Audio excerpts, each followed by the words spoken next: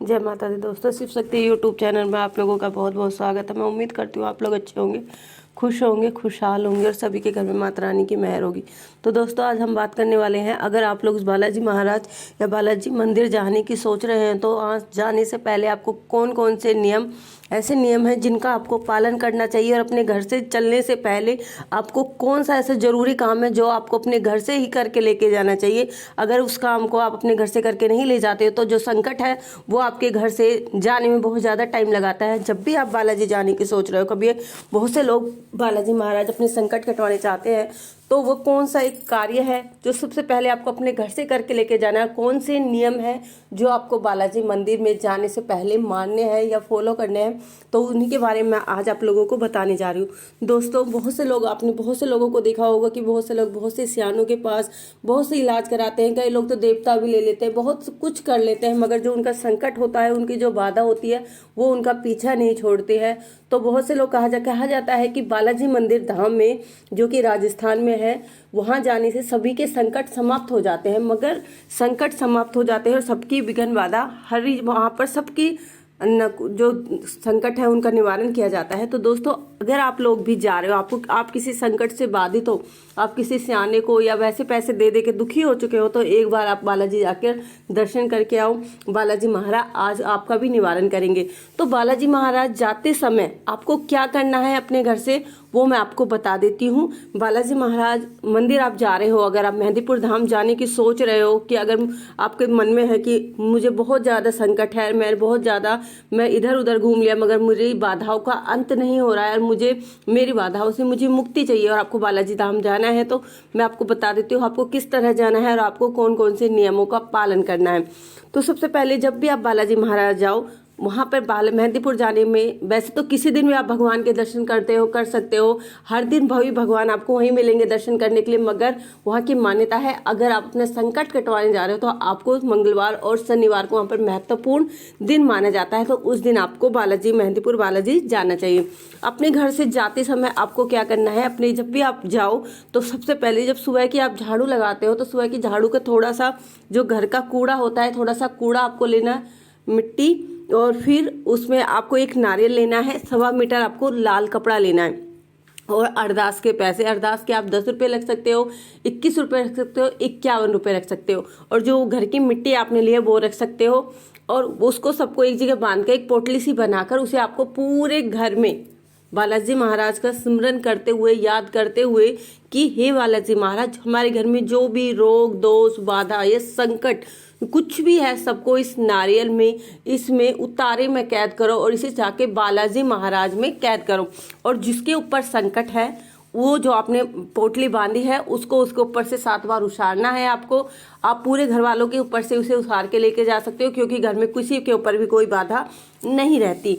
तो ये सबसे इम्पोर्टेंट काम है। जब भी आप बालाजी जाओ तो आपको ये काम सबसे पहले करके जाना है, और फिर वहां पर जाकर ये नारियल, और जब आप बालाजी मंदिर जाओ तो वहाँ पर सभी के जो ऐसे घर से नारियल लाते हैं, वहाँ पर लेने के लिए बैठे होते हैं, आप उसे अपने ये नारियल उतारा जो आप घर से करके ले गए, ये उसे दे सकते हो।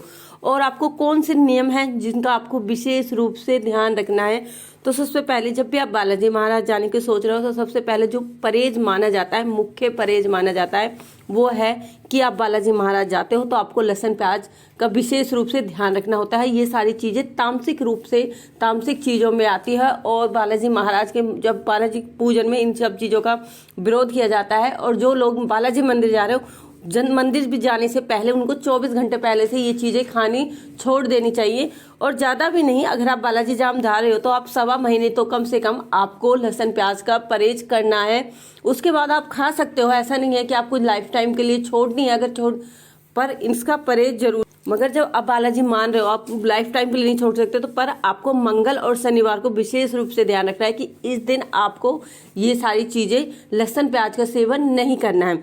जब आप लोग बालाजी महाराज जा रहे हो तो आपको मांसाहारी चीज़ें, मतलब मछली, मीट, अंडा, ये सब छोड़ों को आपको त्यागना होगा, क्योंकि बालाजी महाराज में इन सब चीज़ों का अच्छी नहीं मानी जाती, और ये सब चीज़ें तामसिक होती हैं, और तामसिक चीज़ें खाकर आप बालाजी धाम नहीं जा सकते। तो आप इन सब चीज़ों का भी सेवन आप नहीं कर सकते।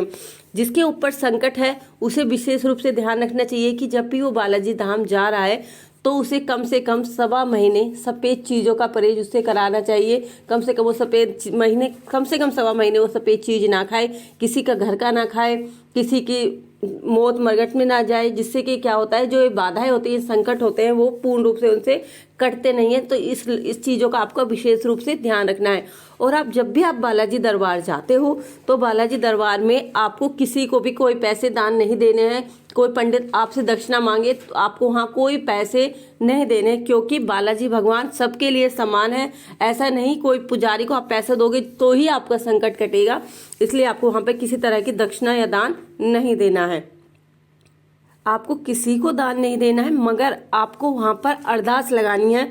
सब बालाजी महाराज, प्रेतराज सरकार और भैरव बाबा के वहाँ पर आपको 10 रुपये लेने हैं, या 50 रुपये या 21 रुपये, जितने भी आपका हो सके। मैन होता है 10 रुपये। आपको 10 रुपये लेकर अपने सिर से क्लॉकवाइज 7 बार उतारनी है, और 7 बार उतार कर अपनी जो भगवान से प्रे करनी है कि हे प्रेतराज सरकार, हे बालाजी महाराज, जो मेरे रोग बाधा संकट है सभी को यहीं बालाजी में कैद करो और मुझे इस संकट से मुक्त करो।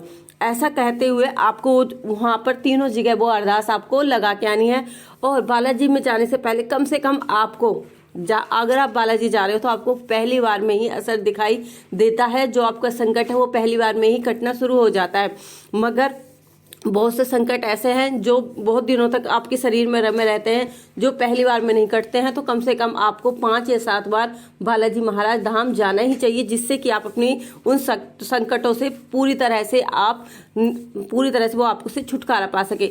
और ये कहा जाता है कि बालाजी महाराज में जो प्रसाद चढ़ता है उसको आपको सेवन नहीं करना है और उसे उधर ही दान दे देना है, मगर ये गलत है। जो बालाजी महाराज में जो प्रसाद, जो लड्डू चढ़ रहे हैं वो भगवान जी को चढ़े हैं, तो वो शुद्ध है, वो अशुद्ध नहीं होते हैं। तो वो जो प्रसाद है, या 4 लड्डू हो या 5 लड्डू हो, वो आप लोग जा रहे हो तो आपको जो आपके साथ जो प्रेत बाधा से मुक्त व्यक्ति है, जिसका संकट कटाने के लिए आप बालाजी धाम जा रहे हो, तो उस व्यक्ति को बालाजी का वो प्रसाद आपको जरूर खिलाना है। और घर में भी वो प्रसाद आप ला सकते हो, ऐसा कुछ नहीं। मगर बहुत से लोग ये कहते हैं कि घर में वो प्रसाद नहीं लाना चाहिए, वहाँ से कुछ नहीं लाना चाहिए, क्योंकि जो प्रेत बाधा है वो आप लोगों के साथ आती है। यह सब अपने मन का वहम है, तो आपको ऐसा नहीं करना है। और बालाजी धाम आप जब भी जाओ तो आपको पीछे मुड़कर, कहा जाता है कि आपको पीछे मुड़कर नहीं देखना है, क्योंकि जो संकट है वो आपके साथ वापस आ सकता है। इसलिए आपको इस बात का विशेष रूप से ध्यान रखना है। ये छोटी छोटी बातें हैं जो आपको, जब अगर आप बालाजी धाम जा रहे हो तो आपको विशेष रूप से ध्यान रखने की जरूरत है, क्योंकि बालाजी में सभी के संकट कटते हैं। ऐसा नहीं कि कुछ ही लोगों के संकट करते हैं। कोई 100 में से कोई 1% व्यक्ति ऐसे हो सकते हैं जिनके संकट या बाधा में आराम ना मिले। मगर जहाँ तक मैंने अपना अनुभव किया है और जहाँ तक मैंने जाना है, बालाजी महाराज धाम पर जो जाता है सभी के संकटों से उनका निवारण मिलता है।